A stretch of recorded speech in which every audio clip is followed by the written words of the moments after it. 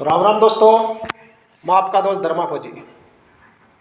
दोस्तों, आज से 2500 साल पहले चाणक्य ने कहा था कि विदेशी औरत से जन्मा हुआ बच्चा राज्य के लिए घातक होता है, वो राज्य के लिए सही नहीं होता। उसने ये बात क्यों कही थी?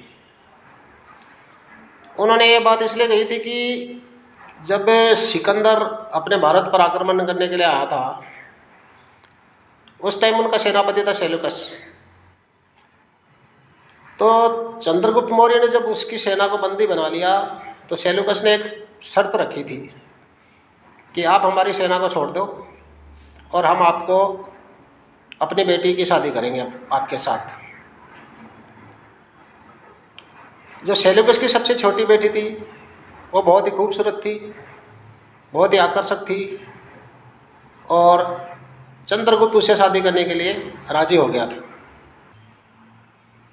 उनका नाम था हेलिना। बताते हैं कि बहुत ही खूबसूरत थी। लेकिन जब चंद्रगुप्त ने शादी करने के लिए राजी हुआ तो उसमें चंद्रगुप्त मौर्य ने चाणक्य ने बोला था कि अगर आपकी बेटी की शादी होगी तो उसी टाइम चाणक्य ने यह बात कही थी कि जो विदेशी औरत से पैदा हुआ बच्चा देश के लिए घातक होता है या वो वफादार नहीं होता। लेकिन उस चाणक्य ने उसके प्रति कई शर्तें भी रखी थी। ऐसी ही कहानी एक हमारे आज़ाद भारत में भी हुई। तो दोस्तों, उसके बारे में मैं आपको बताता हूँ कि आज़ाद भारत में कैसा हुआ। तो इससे पहले कि मैं आपको एक कहानी बताऊँ, आप इस वीडियो को लाइक ज़रूर कीजिए, हो सके तो शेयर भी कर दीजिए। आपने मध्य प्रदेश में एक शहर है इंदौर, उसका नाम तो सुना ही होगा।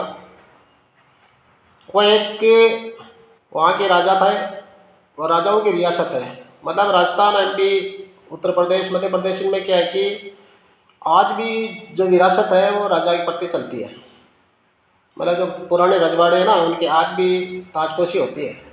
जैसे राजस्थान के अपने जयपुर है, मारवाड़ है, मेवाड़ है, इन बड़े बड़े जो रियासतें थी उनमें आज भी ताजपोशी होती है। तो उस टाइम क्या हुआ कि इंदौर में आपने एक बहुत ही प्रसिद्ध नाम है होलकर परिवार। होलकर परिवार, जो होलकर खानदान है, वो इंदौर का माना हुआ है और उसकी बड़ी जो उस टाइम की थी वो बहुत बड़ी रियासत थी। और रियासत में जो जब 1950 में उसकी एक कहानी हुई, उसके बारे में आपको कुछ मैं बताता हूँ। होलकर परिवार में क्या है कि होलकर जो अहिल्या होलकर है वहाँ सबसे बड़ा नाम वो था। तो उनके खानदान में जो ये परंपरा चली आ रही थी कि जो सबसे बड़ा पुत्र रहता वही और रियासत का राजा होता है। ऐसी ही कहानी हुई 1950 में। 1950 में क्या कि यशोधरा होलकर वहाँ के राजा थे। यशोधरा ने 3 शादियां करी थी।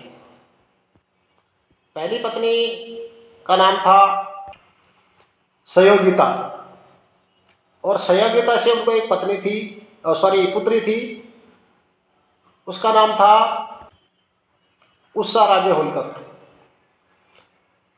जो दूसरी पत्नी थी उनकी, उसका नाम था मार्गुए राय। मार्गुए राय को कोई संतान नहीं थी। जब उन दोनों पत्नियों की मृत्यु हो गई तो उन्होंने यशोधरा होलकर ने क्या किया कि विदेश में एक औरत से शादी करी। उस औरत का नाम था हुसैनिया फ्यांगू। अभी क्या हुआ कि हुसैनिया फ्यांगू की को एक पुत्र, हुसैना फ्यांगू से उनको एक पुत्र प्राप्त हुआ। उसका नाम रखा गया रिचर्ड होलकर। अभी क्या हुआ कि 1950 में जब राजा की तबीयत खराब रहने लगी तो उसने अपने पुत्र को राजा घोषित करने की कोशिश करी।